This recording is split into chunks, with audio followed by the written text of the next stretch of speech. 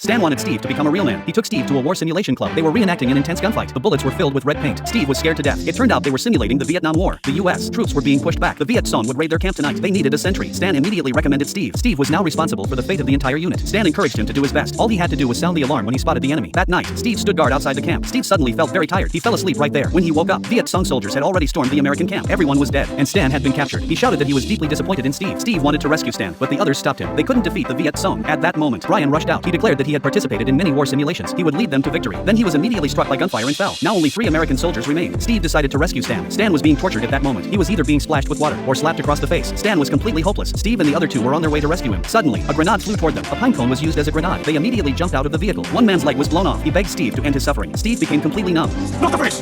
Oh my god, that hurt! Ow! Ow! Oh no, it still hurts! Another soldier had already gone insane from the war. Steve grabbed a flamethrower and charged toward the Viet Cong camp. He single-handedly wiped out their position.